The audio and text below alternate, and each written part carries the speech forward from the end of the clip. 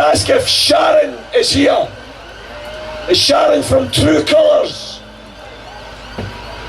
No, she was here earlier. The reason I'm asking is, this is a wee example of the type of people that we've got involved in our movement. I'm very, very proud of our next speaker. It's a guy called Denis Curran. Some of you will be aware of Denis from YouTube. He made one of the most impassioned speeches I've ever seen in my life when he addressed the Holyrood Parliament about the scandal of the need for food banks here in Scotland. There's a wee tattoo parlour near to where I stay in Cardonald and Paisley Road West, and they were tattooing 45 plus movement tattoos to raise money, and they said, Tommy, we'll donate it to the Hope Over Fear campaign. And I said, actually, we've had donations already. Why don't you donate it to something else? And they said they'll donate it to loaves and fishes.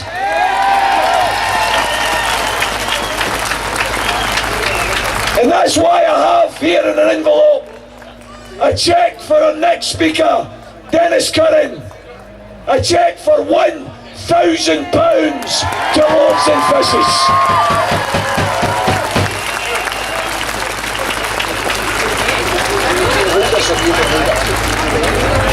Thanks very much.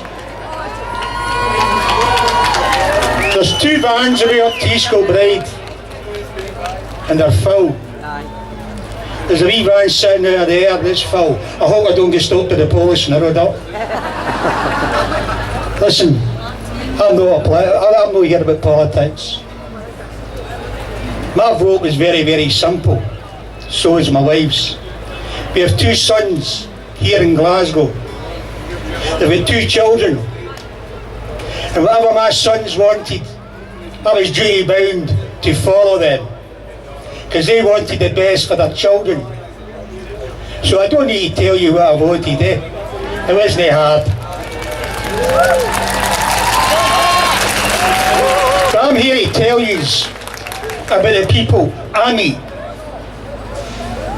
And the people I meet, he's having a good day today, by the way. But I'm going to meet people that's not having a good day. I'm going to meet people that's frightened to open the door. I'm going to meet people that's totally ashamed of the way they're living. We meet people and they come to your door and they won't come inside. And they stand outside breaking their hearts because they're totally ashamed about having to come to a food bank. I remember when I was a kid, my dad took me to see Errol Flynn playing Robin Hood. Shows you how old I am. And I remember going out to and Robin Hood was robbing the rich to help the poor. And here we are in 2014 and the rich is robbing the poor to help themselves.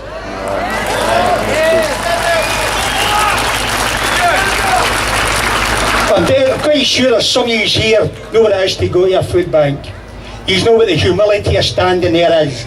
You know the fear and the anguish you experience when you go to your phone and you're dialing a number and you're wondering who's going to answer you. And you're wondering if you're going to be able to ask them for the help. 2014 and people are hungry.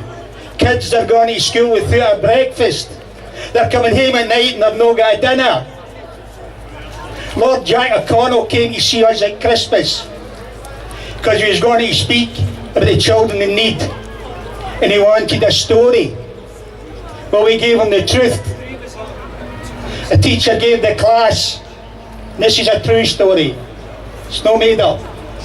She gave the class a wee composition to write for Santa Claus and then to write for the present they wanted most. So they do the usual things, eh? Big television set, blah blah blah. And this wee boy wrote, a pair of new shoes. And the teacher asked him later, why do you want new shoes?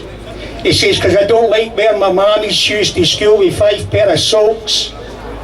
2013, my parents couldn't buy their kid a pair of shoes. Is that something to be proud of?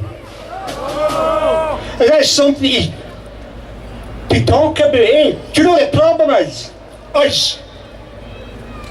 Politicians are the only people, the only employees I know that go to work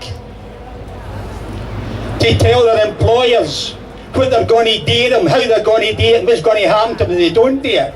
Because we're their employers, we pay their wages. That's what we forget. And we get people.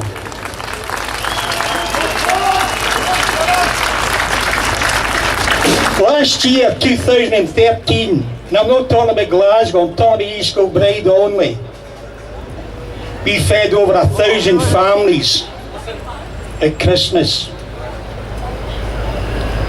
And my wife spent the biggest part of the days trying to console women who were totally humiliated. Oh no, they said it's good for you to give, eh? It's good for you to give. And when I was at Edinburgh, I said to them, well, how about you becoming the participants? Eh? How do you come and be the receivers? Eh? And stand in the queue and wait for your hand out. Jack O'Connell asked me what my answer would be yet.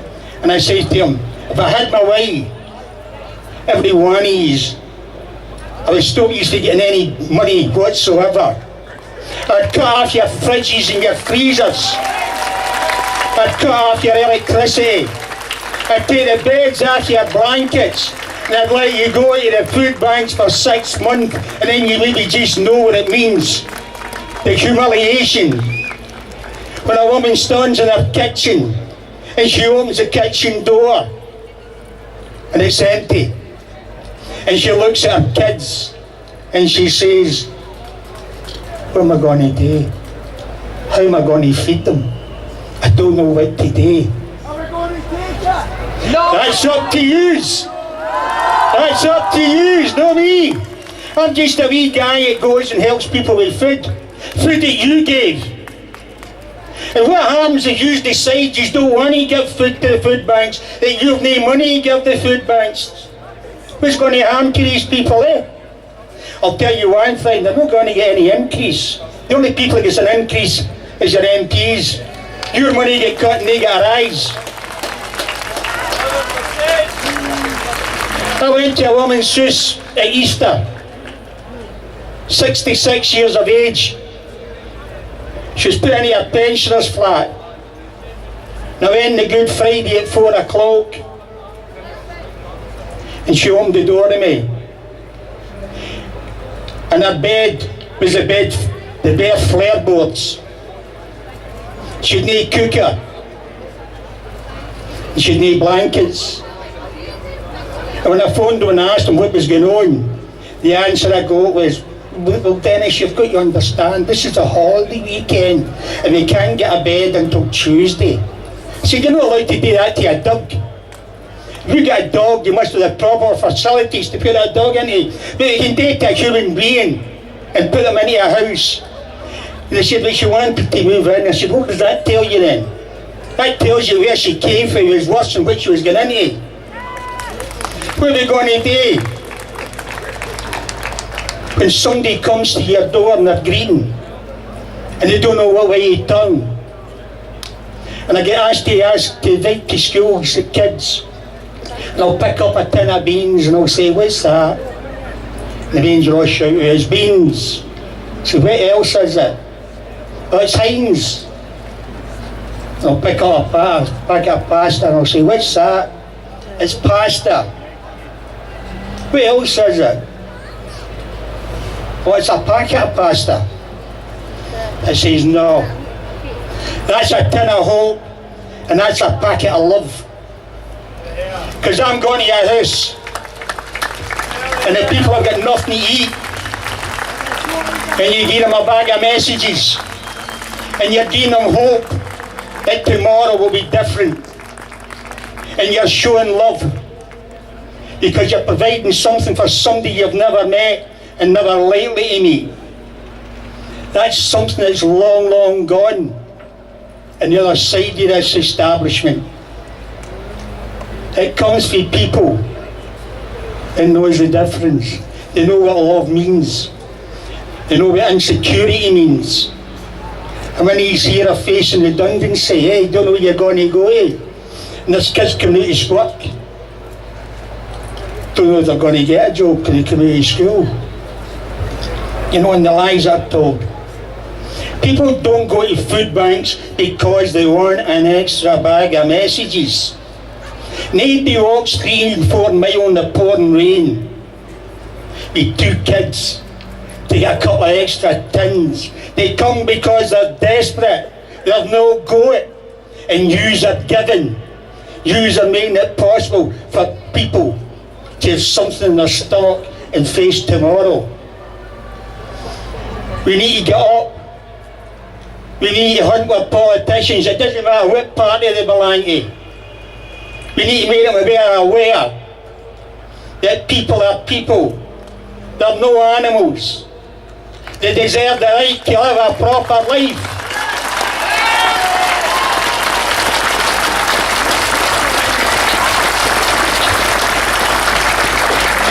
Who comes to food banks, eh? They tell us that the unemployment's going down. The unemployment's going down and there's no jobs. How do you work that one out? Because they're all on 0-hour contracts, and if you're on 0-hour contracts, you can't get money. And then there's the ones that goes up, that a young lassie came to us, and she went to sign on. When she's signing on at 3 o'clock, she's also to meet somebody else at 3 o'clock for job experience. So she goes and signs on at 3 o'clock, goes to the next person a couple of desks away to be told that she's sanctioned because she didn't turn up at 3 o'clock. You know, how can people be in 2 places at one time? It's not. But that's the powers that be. It's not to be a lassie or a man that's sitting behind that desk. They're telling the powers that be, this is what you have to do. And what will happen to you if you don't do it? And they're frightened they become one of us. Eh? So they've got to do as they're told. And we allow it. Because we don't go to the local council meetings. But these people come in and they end up running the country and you know nothing about them. And see, you've got a couple of bob in your pocket. It's easy to turn around and say, oh, you can live on £50 a week. By the way, I just spent £50 on my breakfast. Eh? That's what the man done, Ian Duncan Smith. Told people you can live off of £50 a week. Anybody can live off £50 for a week. Try doing it every week. Different ball game. Time we woke up to reality. Wake up to people's needs. God bless you for having your supply today.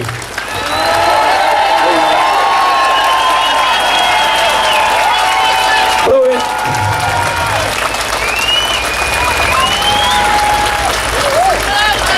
Brilliant speech from Denis today, brothers and sisters.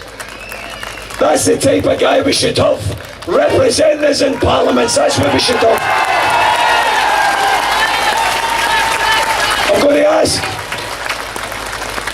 I'm going to ask Sharon from True Colours in Cardonald to present a cheque to Denis and Loaves and Fishes.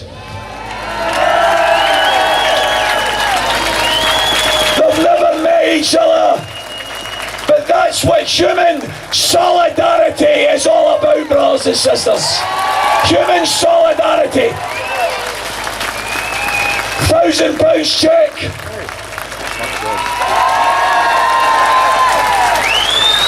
That's the type of spirit that's going to build our new nation. That's the reality.